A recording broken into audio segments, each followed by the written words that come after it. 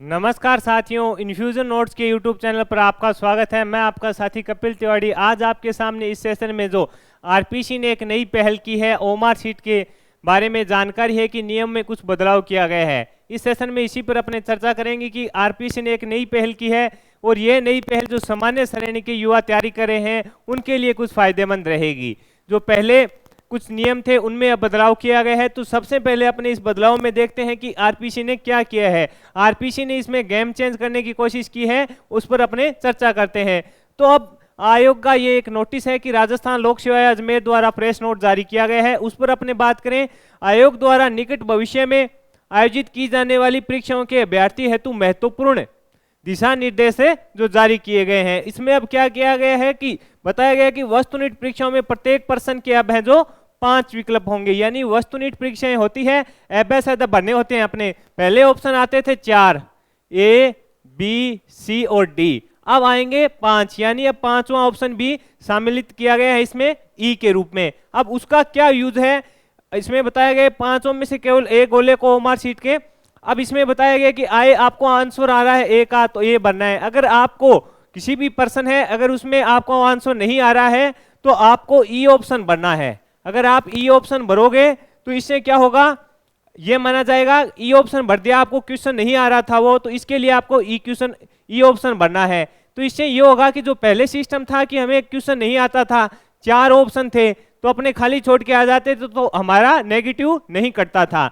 अगर अब आपको नेगेटिव नहीं कटाना है तो ऑप्शन 5वां आपको भरना होगा। ये माना जाएगा कि भी इसको 5वां ऑप्शन भरोगे तब ये माना जाएगा कि इस विद्यार्थी को है जो इस क्वेश्चन का आंसर नहीं आ रहा था। इसके अलावा बढ़ेंगे आगे, प्रत्येक पर्सन के लिए एक विकल्प को भरना अनिवार्य कर दिया गया है। अब इसको अनिवार्य कर दिया गया है। अगर आप ये ऑप्शन 5वां ऑप्शन नहीं भर के आते और कौन सा भी आंसर भी नहीं देते, खाली छोड़ के आएंगे, तो आपको जो नेगेटिव मार्किंग है 1/3 है जो आरपीसी द्वारा उस पर्सन के लिए आपसे काटी जाएगी। यानी आपको पर्सन भी नहीं आ रहा था, आपने 5 ऑप्शनों में से कौन सा भी ऑप्शन नहीं भरा, तो आरपीसी आपसे 1/3 है जो नेगेटिव मार्किंग करेगी। ये इसमें बताया गया है। यदि अभ्यर्थी पर्सन का उत्तर नहीं देना चाहता तो 5वें विकल्प में क्वेश्चन जो 5वां किसका होगा, नोट अटेम्प्ट का होगा, यानी मेरे को नहीं आ रहा है मैं इसको छोड़ना चाहता हूं, उसका होगा, उसको भरना होगा। किसी भी विकल्प का चयन न करने पर ऐसे प्रश्न पत्र का 1/3 भाग है जो काटा जाएगा। यानी नहीं भरोगे 5 ऑप्शनों में से कौन सा भी ऑप्शन नहीं भरोगे और आपको आ भी नहीं रहा है और आपने 5वां भी नहीं भरा है तो आपका 1/3 काटा जाएगा। अब यदि इसमें एक जो इंपॉर्टेंट है साथियों, इस पर अपने बात करें, यदि अभ्यर्थियों द्वारा 10% से अधिक प्रश्नों में से किसी भी विकल्प का चयन नहीं किया जाता तो उस परीक्षा हेतु से अयोग्य माना जाएगा। ये इंपॉर्टेंट है साथियों। यदि अभ्यर्थी द्वारा 10% से अधिक प्रश्नों में से किसी भी विकल्प का चयन नहीं किया जाता तो उसे उस परीक्षा के लिए अयोग्य माना जाएगा। मान लीजिए 150 पर्सन की परीक्षा है, 150 पर्सन आ रहे हैं उस परीक्षा में, आपने उसका 10% अगर ओएमआर खाली छोड़ दी, यानी आपने उसमें क्या कर दिया कि 15% तक अगर आपने ओएमआर खाली छोड़ दिया 15% से ज्यादा, तो आपको इस परीक्षा के लिए अयोग्य माना जाएगा। यह बताया गया है कि अगर अभ्यर्थी की जो ओएमआर है वो 10% से अधिक खाली मिल गई तो उसको है जो उस परीक्षा से निरस्त माना जाएगा, यानी अयोग्य है घोषित किया जाएगा। ये आरपीसी ने किया है। अब साथियों इसमें यह भी बताया गया है कि अब जो हमने 5 ऑप्शन भरेंगे, मान लो ए बी सी और डी और ई है, इसके लिए हमें मेहनत करनी पड़ेगी, हमारा समय अतिरिक्त लगेगा।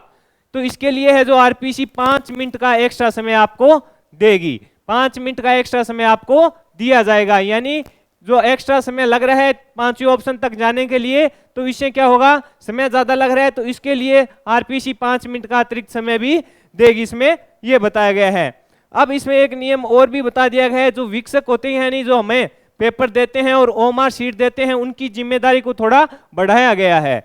अब विकसक इसकी मूल प्रति को स्वयं के पास जमा कर कार्बन प्रति सावधानी पूर्वक अलग करते हुए परीक्षार्थी को देगा। यानी जो ओएमआर शीट है उसकी जो मूल कॉपी है वो तो जो विकसक है वो अपने पास रखेगा और इसको अलग करके जो कार्बन कॉपी है वो अभ्यर्थी को देगा। ये कार्य किसका हो गया, विकसक को यह कार्य करना पड़ेगा। अब वो अपने को दे देगा, जो प्रतिलिपि है वो, और ओरिजिनल वो अपने पास रख लेगा और वो आरपीसी तक पहुंचा देगा। इसके बाद क्या किया गया है कि इस कार्बन प्रति जो अभ्यर्थी को दी गई है उसको चयन प्रक्रिया पूर्ण होने तक है जो अपने पास है रखना है। अब ये कर दिया है कि जो ओएमआर की जो प्रतिलिपि अपने को दी जाती है उसको जब तक जो भर्ती आपने परीक्षा दी है वो पूर्ण नहीं हो जाती तब तक उसको आपके पास रखना है और इस कार्बन प्रति को सुरक्षित रखना होगा। आयोग द्वारा मांगे जाने पर प्रस्तुत करना होगा, यानी आयोग आपसे मांग सकता है कि आप ओएमआर दिखाइए उसमें क्या प्रश्न करके आए थे और अब जो ओएमआर यहाँ पे है उसमें क्या प्रश्न किए, इसलिए आपको उसके खुद के पास है जो उसको सुरक्षित रखना है। मान लो आरएस प्री का एग्जाम है, अब जो बताया जा रहा है अक्टूबर में है, आपने एग्जाम दे दिया और उसका जो भी आपको प्रतिलिपि मिली है, जो इंटरव्यू वहां तक जो मतलब फाइनल रिजल्ट नहीं आ जाता तब तक आपको है जो ओएमआर शीट है जो प्रतिलिपि आपको मिली हुई है वो अपने पास है रखनी है। तो साथियों ये तो आरपीसी ने जो बदलाव किए हैं उस पर मैंने आपको बताया। अब एक बड़ी बात ये है कि अब ये जो बदलाव किया गया है जो सामान्य श्रेणी के जो हम अभ्यर्थी तैयारी करे हैं उनको थोड़ा फायदा होगा, क्योंकि अब तो बदलाव किए गए हैं तो आरपीसी ने भी शायद यही माना होगा कि जो ओएमआर शीट है उसको बाद में भरा जाता था। ये एक नॉर्मल सी बात है साथियों, आप भी कमेंट बॉक्स में कमेंट कीजिएगा कि जो ये बदलाव किए गए हैं ये बढ़िया है, ये बात नहीं कि ये बढ़िया नहीं है। जो सामान्य श्रेणी के युवा तैयारी कर रहे हैं, आप और हम तैयारी कर रहे हैं, उनके लिए ये बढ़िया रहेगा।